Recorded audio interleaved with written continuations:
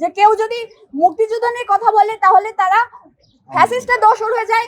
এই বাংলাদেশে এখন স্বাধীনভাবে মত প্রকাশের কোনো সুযোগ নেই। আজকে এই স্বাধীন বাংলাদেশে একজন মুক্তিযোদ্ধা, একজন সাংবাদিক, একজন বিশিষ্ট অধ্যাপক, ঢাকা বিশ্ববিদ্যালয়ের আইন বিভাগের অধ্যাপক সহ আরো অন্যান্য সম্মানিত ব্যক্তিবর্গ, তাদের সাথে ওপেনে মব করা হলো এবং তাদেরকে লাঞ্ছিত করা হলো, তাদেরকে আঘাত করা হলো। যেখানে এই যে আঘাত করা হয়েছে তাদের সাথে, সেখানে মূলত ক্রিমিনাল অফেন্স হয়েছে তাদের সাথে 325, 323 এগুলো হয়েছে তাদের সাথে, তাদের মানহানি হয়েছে এবং যেখানে তারা ভিকটিম হয়েছে, অথচ তাদেরকেই আবার কোর্টে এনে গ্রেপ্তার দেখানো হচ্ছে, তাও আবার সন্ত্রাস বিরোধী আইনে।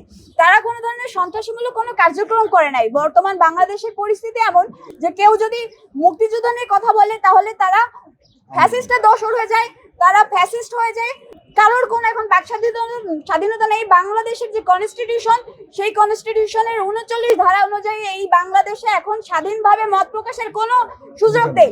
আজকে যে সাংবাদিক, মুক্তিযোদ্ধা এবং অধ্যাপক গ্রেপ্তার হলো, এর মাধ্যমে দৃশ্যমান যে এই দেশে এখন সাকসেসফুলি মব ভায়োলেন্স চলছে এবং সেটা রাষ্ট্রীয় দায়ভার এর জন্য নিতে হবে। কারণ এটা তাদেরকে যেহেতু গ্রেপ্তার করে রাষ্ট্রীয় আইনের সদর্পণ করা হয়েছে, এ থেকে প্রতিমান হয় যে এর সাথে বর্তমান সরকারের এই দায়ভারটা নেওয়া লাগবে। এক্সট্রিম মশার কয়েল প্ল্যান্ট ফাইবার দিয়ে তৈরি, ডেঙ্গু, চিকুনগুনিয়া বাহি সহ যে কোনো মশার বিরুদ্ধে দেয় এক্সট্রিম সুরক্ষা। এবং আমরা বিজ্ঞাপনতে এটাই বলেছি যে তারা সম্পূর্ণ নির্দোষ এবং নিরপরাধ, এবং আজকে যে আইনে তাদেরকে গ্রেপ্তার করা হয়েছে এই ধরনের কোনো রকমের কোনো কার্যক্রম তারা করেন নাই এবং তারা সম্পূর্ণ নিরপরাধ এবং নির্দোষ, এবং এখানে কোনো ধরনের প্রাইমা ফেসি কেস নেই।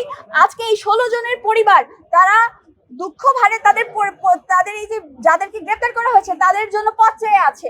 তাদের কি অপরাধ তারা জানে না। তারা তাদের যে মতামত একটি স্বাধীন রাষ্ট্রে সেটাই পেশ করেছে, অথচ তাদের কাছে গ্রেপ্তার করা হলো এবং ন্যায় বিচার ছাড়াই তাদেরকে আবার জেল হাজতে প্রেরণ করা হলো। আমরা আশা করেছিলাম আমরা বিজ্ঞ আদালত থেকে ন্যায় বিচার পাবো, তাদেরকে জামিন প্রদান করা হবে, কিন্তু এ ধরনের কোনো কিছুই করা হলো না এবং তাদেরকে গ্রেপ্তার করা হলো কোনো ধরনের ডকুমেন্টস ছাড়া। এখানে আমরা যা দেখেছি সেটা পুরোপুরি আইনের শাসন এখানে ব্যাহত হয়েছে। এভাবে মিথ্যাভাবে অভিযুক্তদেরকে যেভাবে ক্ষতিগ্রস্ত করা হচ্ছে, এটা আসলে আমাদের রাষ্ট্রের জন্য মানহানিকর।